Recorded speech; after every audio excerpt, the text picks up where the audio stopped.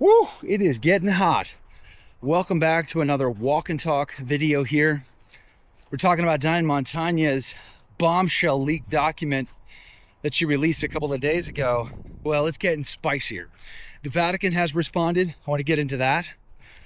But Diane Montagna is doubling down because not only was the information that she shared on July 1st very revealing about the twisting of the results of that 2020 survey in order to hammer the traditional Latin Mass communities all over the world.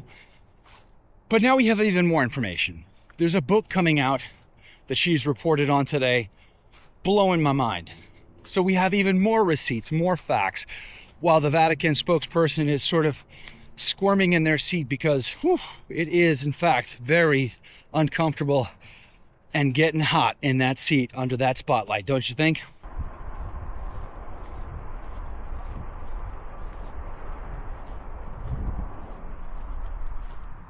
Vatican Watergate. Oh, it's getting spicy. Diane Montagna, bombshell report. We've been talking about it for days now. I talked to Bishop Strickland about it.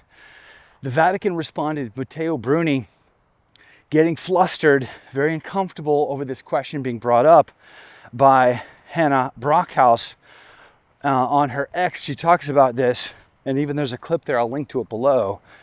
Matteo's not happy that this question came up. It was inappropriate. We're talking about something completely different. Why are you bringing this up? ABC News is talking about this. It's kind of a big deal. He spins it, doesn't deny it, but he tries to make it sound like the documents that Diane Montagna revealed, the leaked documents, only paint a portion of the picture.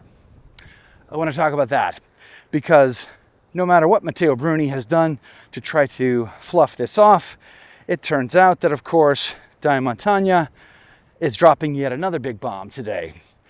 Traditionis Custodes new book supports authenticity of official Vatican report. So there's a lot going on here. Let's get into it. I'll put links in the description. Okay, Diane Montagna's report was really amazing. It was really a bombshell. Basically, Pope Francis, he misled the world or allowed the world to be misled, or he was misled. Somebody was lying. That's the bottom line. How much was it Pope Francis? How much wasn't? I think that's debatable.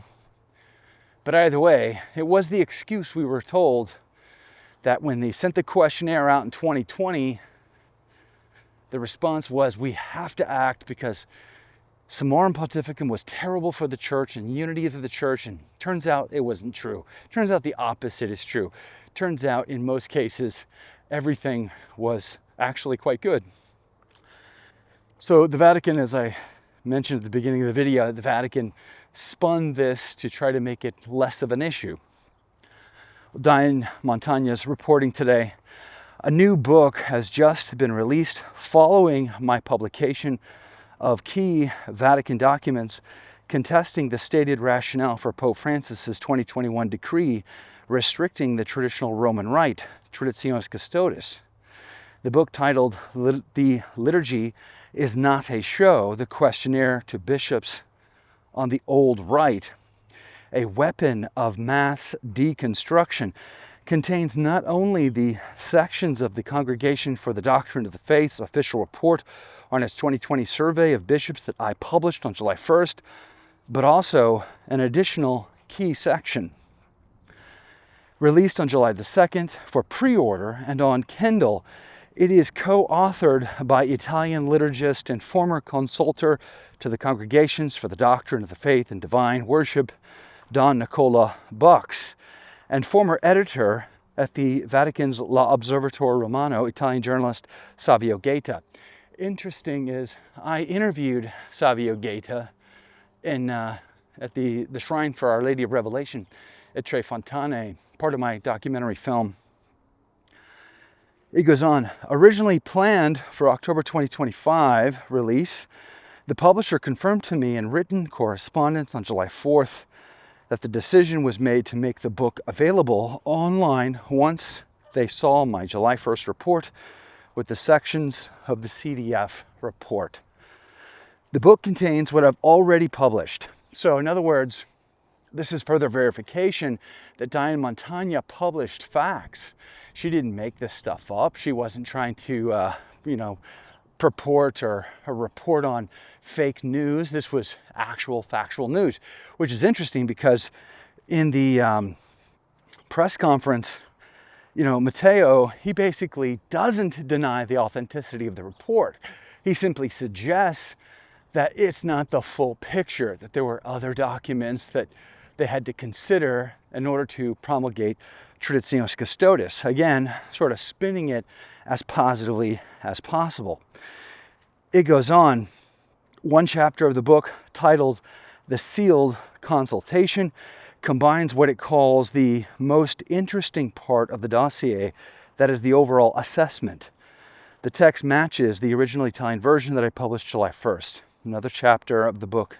She says, I noted on July 1st that these summaries, which I had not seen, formed part of the second part of the CDF report. The first part I wrote offers a detailed analysis of the survey results. So some of the main differences of what she reported on versus what this book is reporting on. This book is giving more detail. She, said what continent they came from. This is talking about what diocese these bishops' comments are coming from. So it's just further detail about that report. So one of the fascinating parts of this story that I still find astounding, she says, what Father Bucks and Gaeta have uncovered are summaries containing the detailed and valuable data and insight on how Summorum Pontificum was being implemented, or at times ignored, country by country. For instance, they note that of the 178 Latin dioceses in the United States, a full 65% responded, submitting 115 reports, and that 62% of bishops report that the extraordinary form, or the traditional Latin Mass, responds to a pastoral need expressed by people who, thanks to it, lead a rich, deep, and fruitful life. So it sounds like to me that 62% of the respondents to that 2020 questionnaire to Pope Francis thought, yeah, it's working out great. Summorum Pontificum is fantastic. My faithful are happy, content. And they're not having to drive an hour and a half to go to that chapel or to go to that other community. They can stay right in their own backyard, and they can get the rich tradition, history, and patrimony of Holy Mother Church, thanks to Benedict XVI and Summorum Pontificum. But we ignored all that, and we just hammered it, and now they're filling the parking lots of the SSPX. They're filling the parking lots of the FSSP. They're filling the parking lots of the Institute or Good Shepherd, or etc., right? But it also sort of points out how they didn't implement Summorum Pontificum. In fact, there was a vast hole in Latin America where Latin American bishops refused to implement Summorum Pontificum from Benedict XVI. This is something I talked about with Bishop Strickland yesterday on the radio show. Like, he gets hammered when he didn't implement Traditionis Custodes. The bishop in Puerto Rico got fired, as well as Bishop Strickland, partly because they didn't implement Traditionis Custodes. What hypocrisy! Nobody fires any bishop in Latin America for not implementing Summorum Pontificum, but Bishop Strickland gets the axe. Do you see the hypocrisy on that? That's just absolutely crazy. It says, by contrast, they note the extremely low participation of South American dioceses, which led the officials of the Congregation for the Doctrine of the Faith to suggest that this might be due to the presence of the SSPX, since the fraternity is present in every country in South America, with a total of 1 major seminary, 10 priories, 61 chapels, and 8 schools. In fact, no response was received from Argentina, Chile, Ecuador, Falkland Islands, Peru, and Venezuela, it said. Presumably due to the absence of celebrations of the Mass in the extraordinary form, no responses were received from numerous countries in Africa. Now, the way that the SSPX gets treated in places like South America are different than they get treated in places like the United States.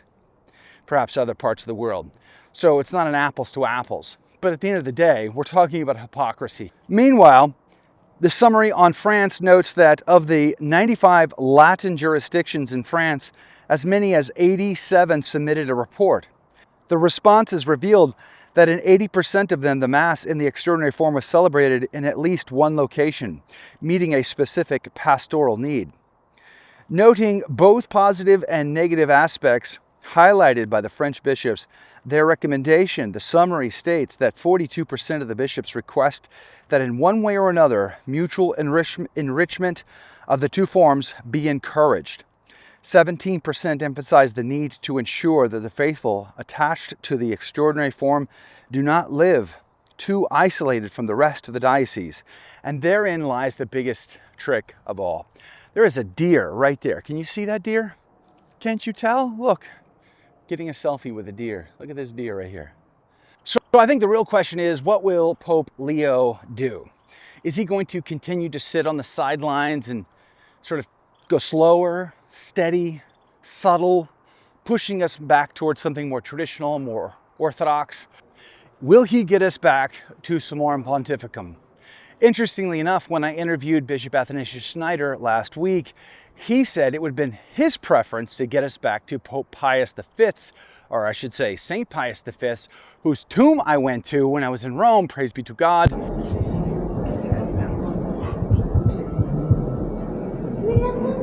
Get us back to Quo Primum. Wouldn't that be amazing? Well, either way, I think the real question is, will Leo sit on the sidelines, continue to move very slowly, very subtly, or will he move us at a more rapid pace in light of this information from Diane Montagna and now this brand new book that's about to drop that shows the receipts that we were lied to? By whom? Who is culpable? The buck stops with the Pope. Pope Francis was the man sitting on the chair at the time. So even if he didn't fully know, which is hard to believe, he's absolutely responsible. And to make reparation, wouldn't it be appropriate for Pope Leo to be more decisive in this? That's what I think. Let me know what you think. Put it in the com box below. I'm going to link to all the articles today. But boy, Vatican Watergate. It's getting spicy, my friends. Stay Catholic. God love you.